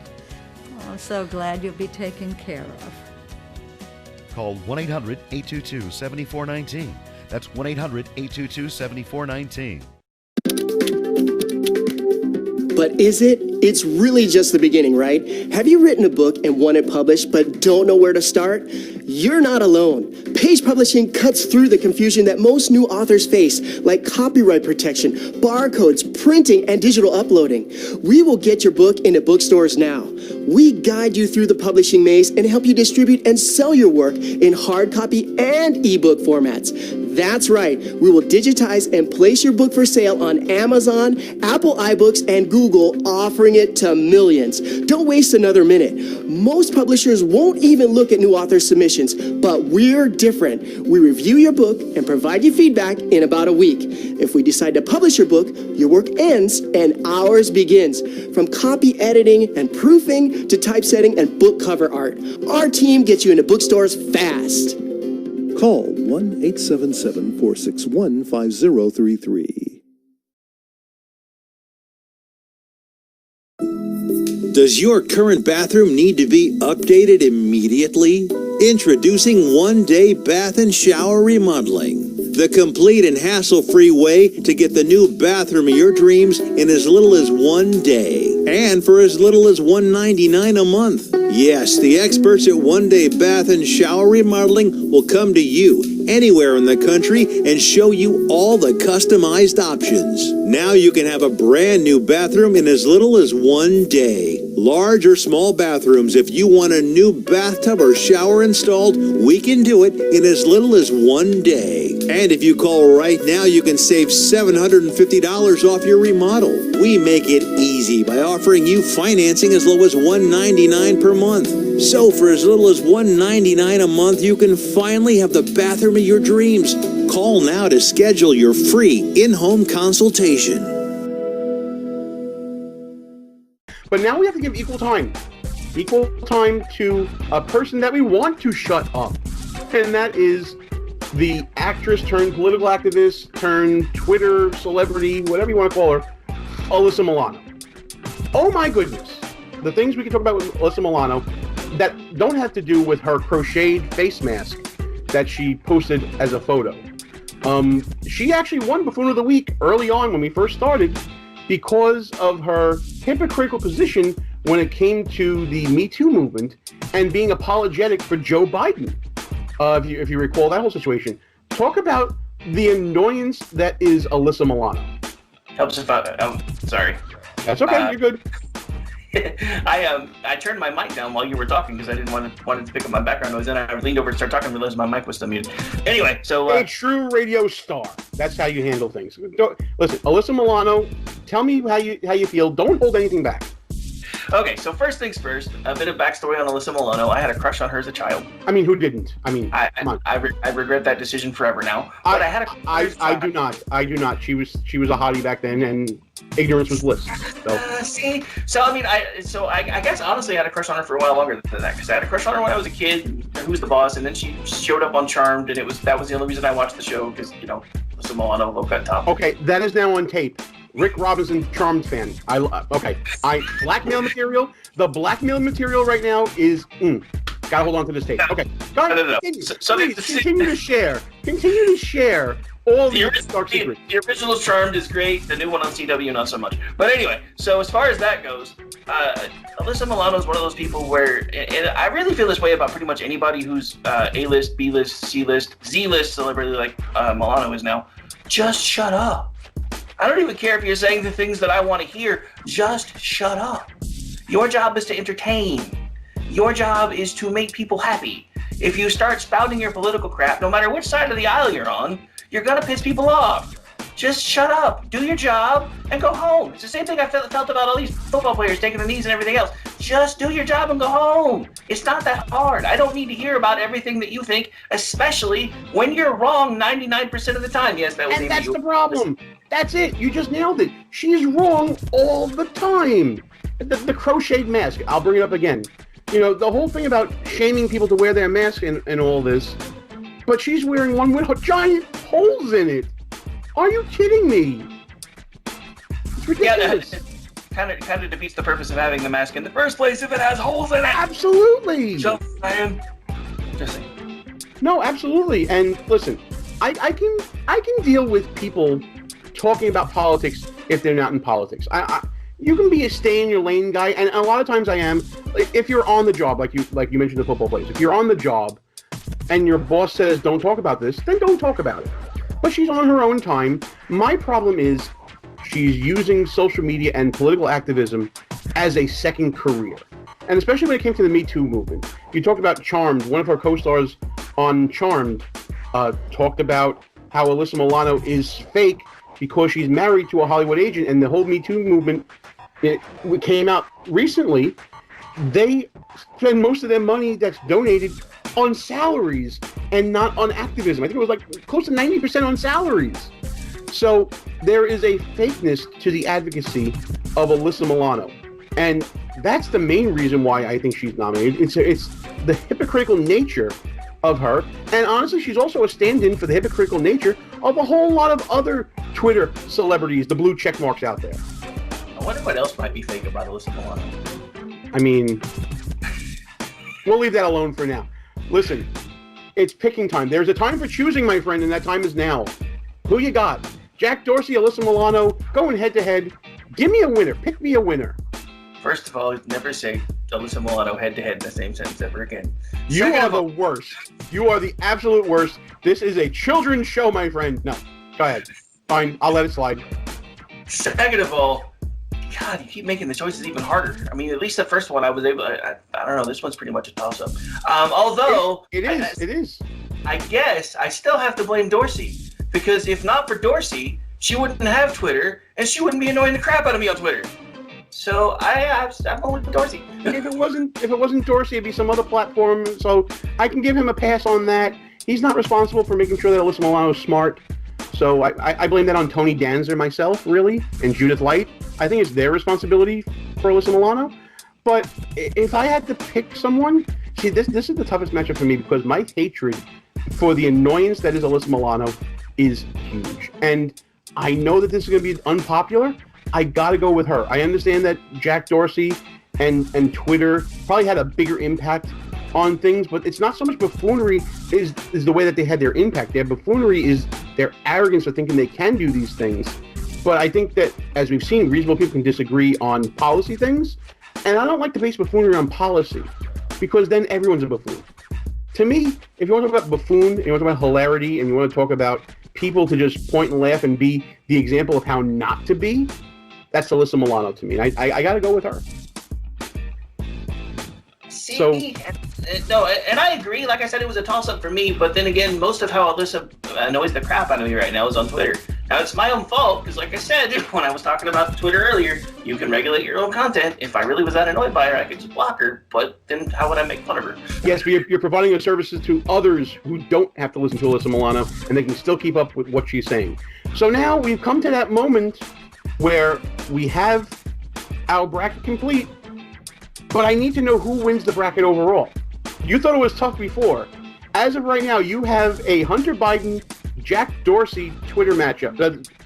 Jack Dorsey, Hunter Biden matchup in the semifinals of this bracket.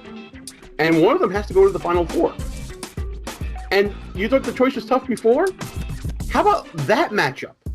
Let me hear about this. I'm very interested to hear this.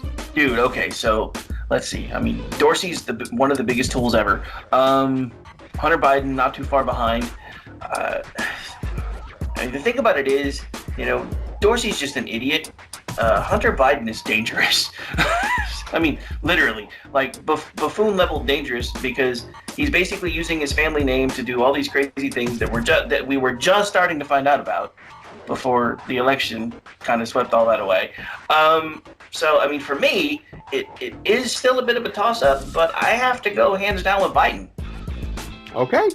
I mean, in my bracket, it would be Hunter versus Alyssa Milano. And, man, what I would have to do here is I have to take into account that Hunter Biden is sick. A lot of this buffoonery could be the result of addiction, could be the result of deep-seated psychological issues. We've seen those texts come out between him and Joe Biden. It seems like there's some daddy issues there. And if I'm using the same standard I talked about, Alyssa Milano could sneak in there and take the bracket. It's entirely possible. I can see it both ways, and just for sake of making some good video, I'm going with Alyssa Milano. And I'm hearing myself say that, and it's like, what are you doing? How could you go against Hunter Biden and the impact he had? And yeah, I'm going to go with Alyssa Milano. You just want to be able to post a picture of her in a low-cut top, don't lie. Well, I only do headshots, but listen, I have an imagination. I can use that. All right. So wait, hang on. Alyssa Milano and headshot? Really? You went there again? But yes. My Maxim magazine collection is in the other room. Listen, Rick, thanks so much for doing this. It's time to talk about KLRN Radio. I'm a proud alumni of KLRN. It was one of the major platforms that helped my show transition from internet radio to terrestrial radio. And I've always been a fan of all the things you do with your show, America Off the Rails, and as you said, the KLRN radio family. Talk to people about KLRN and why they should be listening every day. All right, so why you should be listening to KLRN Radio every day. First of all, come hang out with us in the chat room, klrnradio.net /chat. Actually, I am involved in several podcasts, one way or the other, either in front of the mic or front of the boards. So we actually have a morning show we have had since COVID. So now it's called The Daily Dose. It's myself and Stacey Lennox. We do it every Monday through Friday from 7 a.m. to 9 a.m. Eastern. I still do the America Off the Rails show, but now that I do 10 hours a week in the morning, it's down to a one-time-a-week show. So it's Wednesday nights at 11 Eastern. I also do, we actually have our, it's kind of an homage to Art Bell. It's a newer one that Ordy Packard and I do together called Juxtaposition. That one for this last time will be, it's on every other Friday. For the foreseeable future, it's moving to every other Wednesday because we noticed that in December, most of the holidays and things around Fridays, and we're like, that's going to mean we can't do the show. So at least for most of the next month, you'll be able to find that one on Wednesday nights. But yeah, I mean, at this point, we probably have 10 to 12 co-hosts now.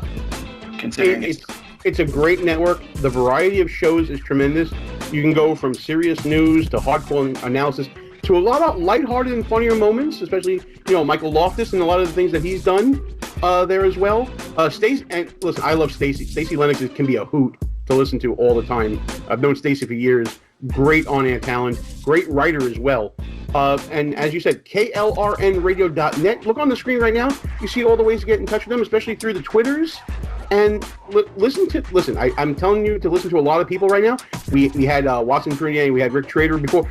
Listen to them too. You have to manage your time, folks. There's a lot of good content out there, a lot of good free content from a lot of good independent media. And Rick Robinson and KLRN Radio are right on the cutting edge of that. Rick, thanks for always being a great supporter of the show. Thanks for coming on and doing this. And I would say I want your predictions to be right, but then I would be wrong. So to hell with you, I want to win. I see how it is, my friend. I see how it is. Thank you so much for inviting me to do this, man. It was a blast. And we should do it again sometime. That was pretty fun. Maybe same time next year. Folks, when we come back, we're going to go through our final bracket, the National Buffoons. Stick with us.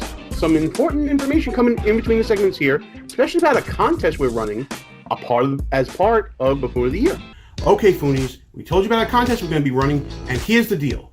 We set up a full bracket at bracketfights.com. Go there, fill it out, share it with us, and you'll be in the running for a prize pack from Less Government, More Fun. It's literally that simple. How to share it with us? Well, you can send it to us on any of our social media, whether it be Facebook, Twitter, Parler. You see it scrolling by on the screen. Find us there, share it with us, and you'll be in the running for a prize pack from Less Government, More Fun.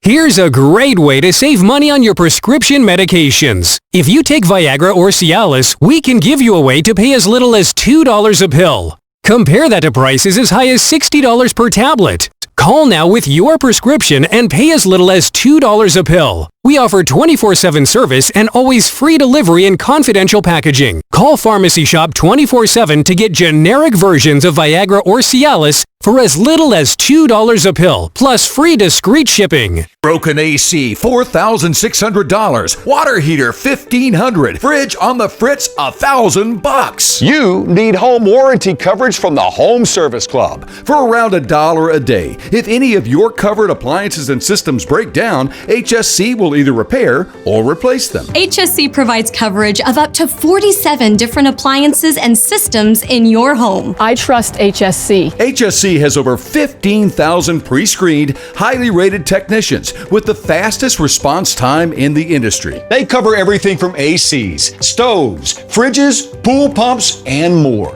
Call the number on your screen now for a free no-obligation quote from a trusted HSC specialist about a home warranty for your entire home, backed with a 30-day money-back guarantee. Call now and get 1 month free plus $75 off your first year of coverage. 1 month free and $75 off your first year. The Home Service Club.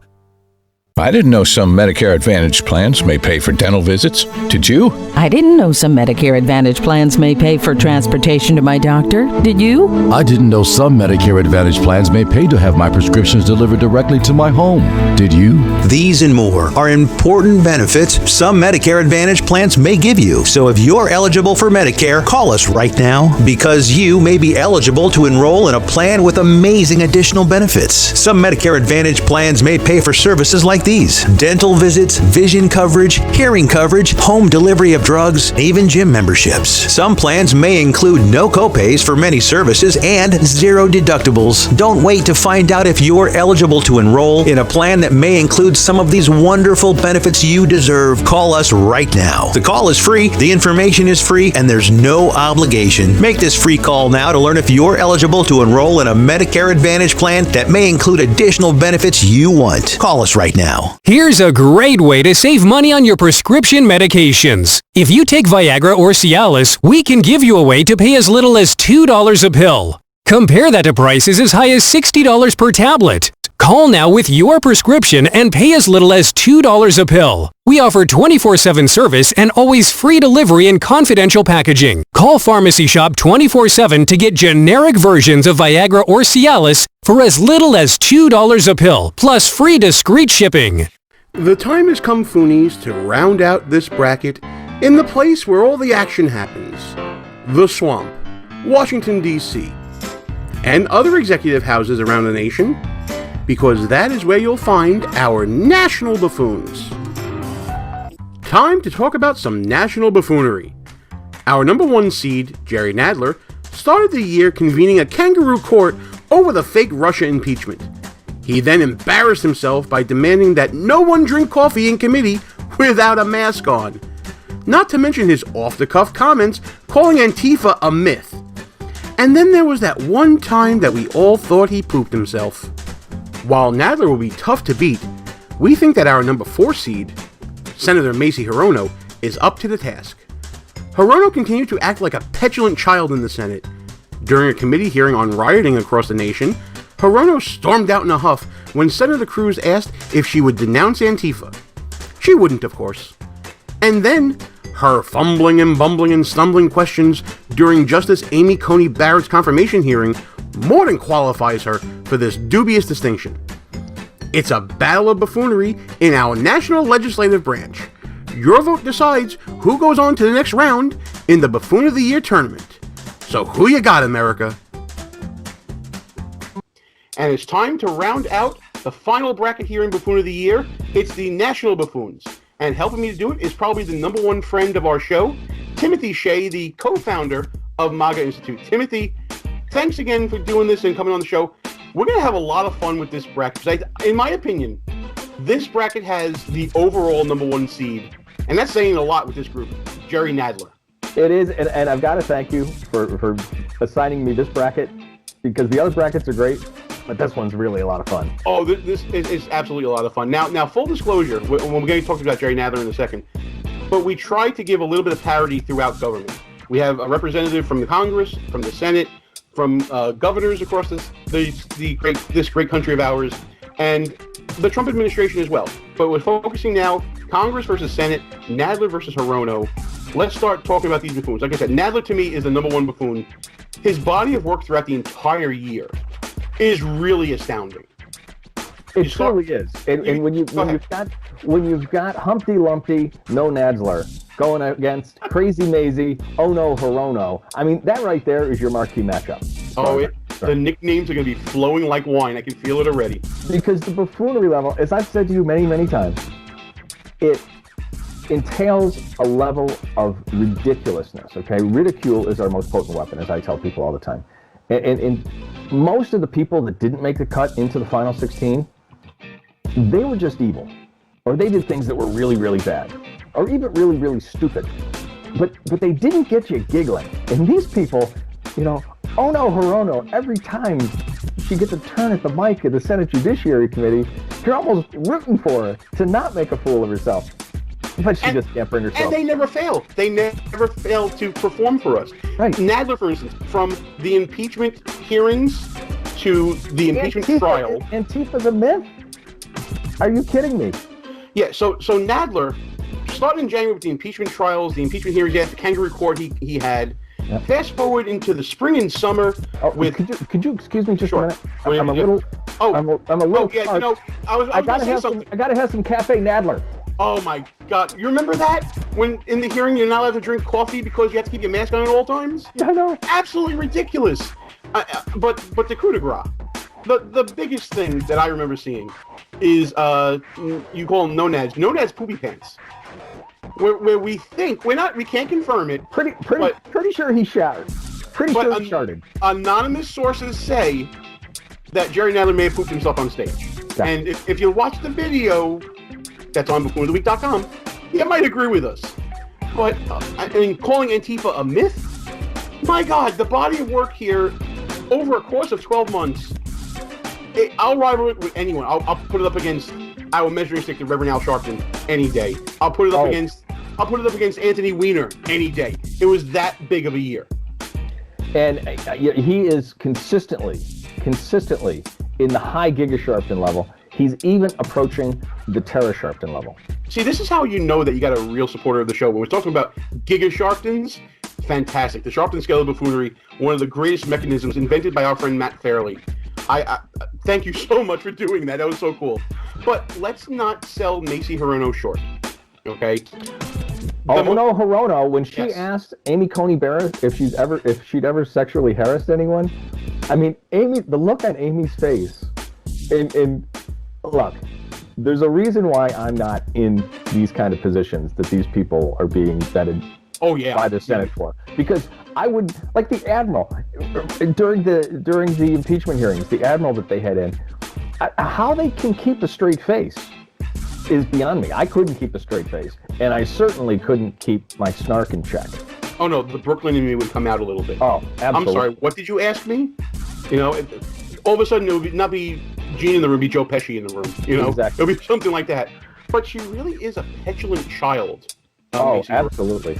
I think back to the subcommittee hearing that she had with Ted Cruz, talking about Antifa and rioting that happened. I think it was late summer, and she actually not only did she get smacked down by Ted Cruz as per usual, but she then left the room before the hearing was over, and all Ted Cruz was asking her to do was just denounce Antifa.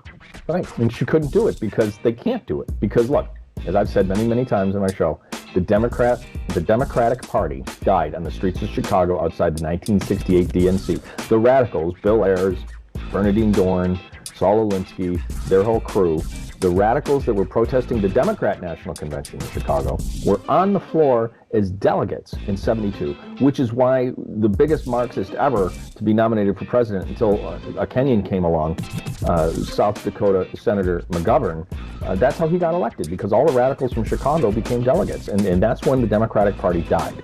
Now, they play the long game. It's taken 50 years for the commies to reveal themselves, but they have, and Ono Hirono is carrying water like it's her job. Oh, well, it clearly is, because at least on that Senate Judiciary Committee, Franken Feinstein is a corpse. You mean Die Spy? Oh, see, the nicknames are flowing right now, I'm telling you. Did you see the picture I took when I was down in Philly? Oh, no, you know what? There's a Temple University building, the Feinstein building, and it's got the Chinese characters underneath. It's like you literally can't make it up. And we're going to put that up on the screen right now. There it is. Yeah, I definitely want to check that out. But my God, she's the next generation of leadership, air quotes, in the Senate. And if that's the case, we're all doomed. But we've come to the time now, Tim, where we have to put our money where our mouth is, and we have to tell the people who's going to win this particular matchup. Who you got? I've got to go with No Nadler. I mean, Hirono's buffoonery arises out of her stupidity. Jerry Nadler's arises out of his complete lack of integrity. And that's way more buffoonish as far as I'm concerned. And he's also an Oompa Loompa. So that kind of adds to it. You know, I am so bad. This is now, I don't need the umpteenth time I've made fun of an appearance. Bad Gene. But seriously, Jerry Nadler is just, he's right for political humor. Mm-hmm. He says dumb things. He does dumb things. He's the total package. And maybe the best moment that typifies Jerry Nadler to me, there was a scene during the presidential impeachment trial in the Senate where Shifty Adam Schiff wanted to get up and say something and answer a question, but Nadler beat him to it. Somehow Jerry Nadler was quicker than someone. And it was hysterical. And all you see is Adam Schiff going, Jerry. And he just goes up and he does his thing. He didn't care. So, for that lack of self-awareness, Jerry Nadler. It wasn't even a lack of self-awareness. He just didn't care. He basically gave Schiff the Heisman. It was awesome.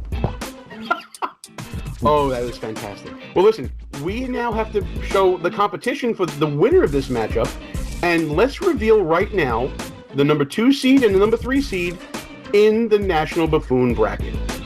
Moving on with our National Buffoons, the number 3 seed is a little bit testy. Well, I don't really care what you think. That's Governor Andrew Cuomo of the People's Republic of New York. Cuomo's arrogance constantly got the better of him this year, like when he talked about dating on The Tonight Show during the height of the pandemic, or taking the time to draw a political poster depicting his leadership during the pandemic, which many believe led to the deaths of thousands of New Yorkers in nursing homes. Pride really does goeth before the buffoonery. But to move on in the tournament, he'll have to get past our number 2 seed, Ambassador John Bolton. Bolton flirted with testifying against President Trump during the impeachment proceedings, but it turned out to be a tease for his new book. Trump then fired Bolton and sued him for leaking national security secrets in that book, which ultimately led to an ongoing criminal investigation. So, Foonies, you have a choice between 2 executive-level buffoons, with one moving on to possibly becoming Buffoon of the Year. Who that is all up to you. Ladies and gentlemen, we have the potential for something we've never seen here on Buffoon of the Year. A brother versus brother final. Andrew Cuomo makes the cut for the governors up against Ambassador John Bolton. And there's going to be a lot of controversy with this pick, Timothy. But first of all, could you imagine the possibility of Fredo versus, I mean, is he Michael? Is he Sonny? Is he a combination? Andrew Cuomo? It's going to be tremendous if that happens. Well, you and I disagreed over this one pick for the Trump administration, and I think I just figured out why. And we'll get to that in a second. But you think I'm trying to stuff the ballot box? I think you got your thumb on the scale there. No. Right here. No. Honestly, let's start with Bolton. The reason why I picked Bolton is because this is an example of one stupid move mushrooming out much bigger than itself. A single act became an entire body of work. It really did, literally an entire body of work that became published. Yep. And it really shouldn't have been. John Bolton is here because of his book about his time in the Trump administration, and because that book probably did leak some national security secrets, and led to a Department of Justice criminal investigation into the leaking of those secrets. And the real reason I nominated him, Timothy, is this. Do you remember during the impeachment hearing when they were begging for John Bolton to tell everybody what they know? Democrats were salivating over this, frothing at the mouth. We've got that proof now! Oh, the other shoe was ready to fall for the umpteenth time. But what did Bolton say? You'll have to read about it in my book. Total buffoon move. Absolute buffoon move. Total buffoon move, but an absolutely beautiful response to the Democrats. It's one of my favorite lines from 1776. He was willing for the shilling. And that's why I think that he's the better pick here. Are you paying too much for your health insurance? Are your deductibles too high? Or are you completely uninsured? If you answered yes to any of these questions, Healthcare Help Desk can help you now when people need help the most. Health insurance laws and rules have changed. If you have Obamacare, are uninsured, or your premiums are too high, call Healthcare Help Desk. It's free. New healthcare plans are available, and you may qualify for dental coverage and lower copays and deductibles. Make the free call now. Top quality coverage at the lowest prices anywhere. You may be paying too much and not even know it. In these troubled times, healthcare is more important than ever. Don't let another day go by without health insurance. Policies are being offered with very low copays and deductibles. So if you're uninsured, underinsured, or paying too much, call Healthcare Help Desk. Learn about your options before it's too late. Call 800-964-1055. 800-964-1055. Attention Medicare recipients and anyone turning 65. Medicare has approved new benefits not included with original Medicare and older Medicare Advantage plans. You may not be getting all of the benefits you're entitled to. These new Medicare Advantage plans may have many free new benefits, including in-home aids, telephone appointments with your doctors, home-delivered meals and prescriptions. These benefits may be available, and it's a free call to enroll. The easiest way to enroll is to call the Medicare Benefits Line, a free non-government service. The new plans may also offer free eyeglasses, free hearing aids, free wellness visits, and gym memberships. Call the Medicare Benefits Line now. It's easy. Find out if you're eligible for new benefits like meal and prescription delivery, in-home aids, and telemedicine. Some plans may have a $0 monthly premium or zero copays for big out-of-pocket savings. Call 800-691-1655. 800-691-1655. Medicare Benefits Line is not connected with or endorsed by any government agency or the federal Medicare program. I owed the IRS $10,000. The IRS garnished my wages. They put a lien on my house. I'm self-employed and didn't report all my income. They claim I owe a lot more than I do. The IRS is the most powerful collection agency in the world. They do not give up until you pay.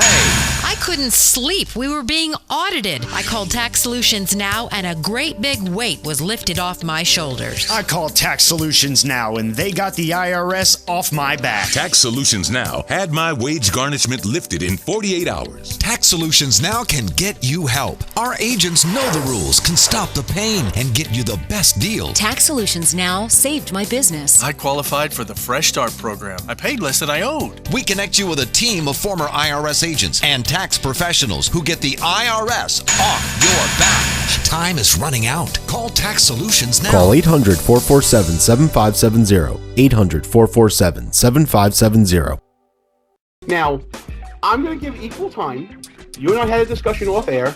You thought that Dr. Fauci should have been picked. I'm going to let you make your case for that. Okay, not only have we had multiple flip-flops and him contradicting himself and him contradicting the CDC over the masquerade, social distancing, everything else. What put it over the top for me was the first pitch at the Nationals game. And then he goes into the stands and he's sitting there right next to his pals with no mask on after telling people, if you don't wear a mask, that means you want people to die. That to me was the ultimate buffoon move of the year, which is why I would have put him in this. But it's Bolton, and I agree. I mean, John's been a big chicken hawk. The reason he had his panties in a wad was because President Trump is actually creating peace throughout the world, not wars like John and his cronies wanted. And that's a borderline treason move. If you prefer your country to be going to war as opposed to staying in the peace, that's beyond buffoonery. That's really bad. So I understand the Bolton pick. The book was bad. I did love his response to the Democrats, though. But come on, there's no competition here. The Reichskanzler wins it going away. And why do I call him Reichskanzler Cuomo? Because that was Hitler's title before he became Führer. And we all know that Andy wants to be the Führer. He wants that White House badly. And his brother's going to do everything he can to get him there.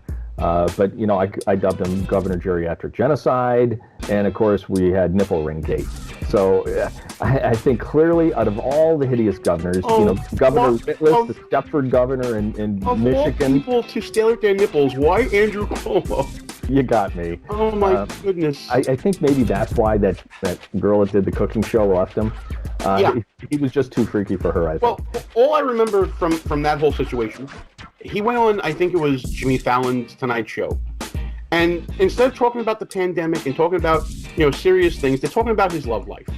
He goes on his brother's talk show where it's the Cuomo's Brother Comedy Hour. And the talk showing, the oversized swabs, everything. We showed that actually when we nominated Chris Cuomo as a member of the bracket here. Mm-hmm. And, there's that side of it. There's the hubris of Andrew Cuomo with his, political poster of the COVID hill that he drew himself. When did he have the time during this pandemic to draw a poster?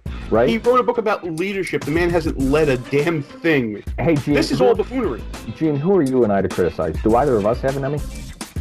I mean, I may not have an Emmy, but, I did win Podcast of the Year one year. That was pretty cool. That actually. No, please hold your applause. Hold your applause. Thank you so much. Thank you so much. But think about who he beat out, though. He has achieved this year because he beat out Governor Whitlis, the Stepford governor of Michigan, who kept the entire state on lockdown, which, by the way, is a prison term, except for the part that had her summer home in it, where her husband wanted to go to put his boat in the water. That part of Michigan was open. Everything else. He also beat out Gavin Newsom in California. Governor Brown in Oregon. And Governor Inslee in Washington, who didn't even know that Chaz was taking over a couple of city blocks, had to be told by the press during a COVID press conference. So curiously, it was a peaceful protest until it was down in the doorstep of his mostly peaceful. Oh, I'm sorry. Yes, mostly peaceful protest, except when it was down in his front door outside his condo. Then all of a sudden it became a problem. How come? It's a trend. We talk about that with Lori Lightfoot as well. Indeed. It's amazing you see the same patterns over and over again. But the reason why Cuomo is over the top has to be the abysmal handling of COVID-19. We mentioned about the nursing home deaths, and obviously we're trying to lighten things up here. Obviously, deaths is not something to be taken lightly here. But let's face it, the same people that died. Yeah, but the same people that died we would have had far fewer deaths if he hadn't put sick people into nursing homes. Okay, that's why I dubbed him Governor Geriatric Genocide, because in my eyes that's murder. If you're supposed to quarantine sick people, you're not supposed to quarantine sick people with healthy people in the most vulnerable population. Absolutely. Because this disease only killed people that were susceptible to dying from an upper respiratory virus. And he basically put the contagion in with the most vulnerable population, and I think that is unconscionable, and it's one of the most craven things ever because he did it for money. Absolutely. But ultimately his attitude in leadership, air quotes again, in leadership is what got him here. The image I have of the hissy fit that he had with the press is one image, definitely, that happened recently about I don't care what people think and dealing with school closures. Yeah, you're the one that's confused, not me, you. He had his Sonny Corleone moment there. Yeah. But to me, it was his dealing with bars and restaurants in the late spring, early summer, when he came up with this ridiculous rule about having food served with drinks, and then the American spirit took over and Baldwin and said, "Okay, you want us to serve food? Here are 6 French fries for $1. Here's your food." Yep. And then he said, "No, it's got to be substantial food." It was a tit for tat, where it was more about the power and people control than it was about disease control. And look, this is a global phenomenon, because guess who is having the substantial food requirement now? Pubs in England. Okay, this is truly a globalist takeover. This Great Reset is a globalist thing. Build Back Better is the slogan. It's being used in Germany. It's being used in the UK. It's being used in France. It's being used all over. And then Joe Biden started using it. This is not, we are beyond American politics. This Democrat Party are truly looking for one world government, and all they want is their boot on our necks forever. And that's why Buffoon of the Year exists, because this is our little way to give the establishment a little kick in the rear. A little a little bit of the Italian I can't say here. All right, so now I have to ask again. Cuomo versus Bolton. This one seems like a more easy one, but who do you got? Oh, it's going to be the Reichskanzler versus Humpty Lumpty. It's going to be an all-New York semifinal. All right, so now the ultimate question that I ask everyone so far in the finals of your bracket here, the National Buffoons, you have Nadler versus Andrew Cuomo. It's really a hard choice to make for me. It's a pick 'em, but you got to pick one. So who you got? Well, Gene, I'd hate to derail your Cuomo, the brothers Cuomo final. It's not me. It's not me. No, I said, but it's your fight. It's the dream matchup. It's one of many dream matchups. I got to go with no Nadler. He's a bigger buffoon. He makes me laugh a lot more than the Reichskanzler does. The Reichskanzler, I see him and I want to punch him in the face. Nadler, I see him. If I saw Nadler on the street, I just laugh at him. Okay, there you go. This may be the easiest bracket, but I think it's the easiest bracket because Jerry Nadler is such a force of nature of buffoonery. He's almost like a perfect storm of buffoonery. He's got the physical buffoonery, he's got the mental buffoonery, and he's got the verbal buffoonery. And the political affiliation as well. I mean, that adds to it. But yeah, but you know what? Honestly, and I think you and I are both pretty objective. We call out Republicans when they need to be called out. I would still think Jerry was just as much a buffoon if he were a Republican. Oh, absolutely. I totally agree with that. Listen, being from the People's Republic of New York City and a Republican at that, I've had my run-ins with Jerry Nadler. Mm-hmm. They were all precious. Let's just say that. Yeah. It wasn't like they were memorable. Yeah, memorable in the sense that you can't take the man seriously. Right. That's what I mean. He's the ultimate buffoon as far as I'm concerned. Absolutely. Well, listen, Timothy Shea, co-founder of MAGA Institute. Now is the time we want you. Thank you so much for doing all this, but we want you to tell everybody about MAGA Institute and all the organizations that you're affiliated with and how people can get in touch with you and learn more about what you do. Well, thank you, Gene, for having me on. It's been a great pleasure. Oh, the pleasure's all mine because, listen, full disclosure to everybody, folks, Timothy Shea was the first person to step up and say, hey, you got a great new show. What can I do to help? The first one to step up. And I will be forever grateful for that. And that's why I feel like everyone should go and find out what MAGA Institute is all about. And Timothy here is going to tell you why. Well, thanks. In full disclosure, Gene and I have been pals for 5 years now or so, and he's been tremendously helpful in our endeavors. I started MAGA Institute with Brooke McGowan because we're electing too many Republicans that won't stand up for Republican values, won't stand up for America First values. So what we're doing is vetting candidates. It's a combination of Newt Gingrich's contract with America with the old Grover Norquist certification on the tax pledge.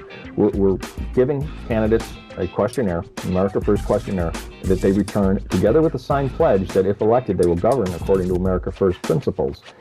And then if everything's satisfactory, we give them our certification badge and we also promote their candidacies. But we're going beyond that, okay? The point is to give people education so that when they walk into the ballot booth, on the polling booth on primary day, they know which Republican out of the 17 Republicans, and there might be more than one, is going to govern according to their values, according to America First principles, so that we don't get any more Ben Sasses or Mitt Romneys or Paul Ryans.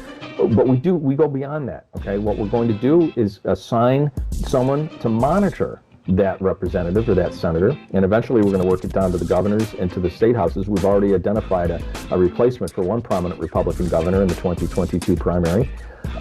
We're going to hold their feet to the fire. If you're a MAGA certified candidate and you don't govern according to America First principles, we'll pull your certification, and we'll make a big press announcement about that as well.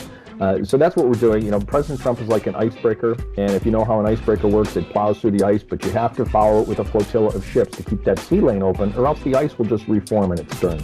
We can't have it be like President Trump was never president. Okay, we got to drain this swamp, and we've got to fill the House and the Senate with America First candidates that value the Constitution, that put country ahead of party, and do the right thing in all circumstances. Absolutely. You can get us, let's see, MAGA Institute, at MAGA Institute on Parler, at MAGA_Institute on Twitter. And the best place is to sign up, give us your email so we can send you newsletters through www.magainstitute.com. And I'll also put a plug in for Facebook and for YouTube as well. There is a YouTube channel for MAGA Institute. Tons of videos there. A lot of great educational videos from Timothy about a myriad of different topics. I enjoy watching them. They're good long views that I use. I actually use them as podcasts on my car ride into work.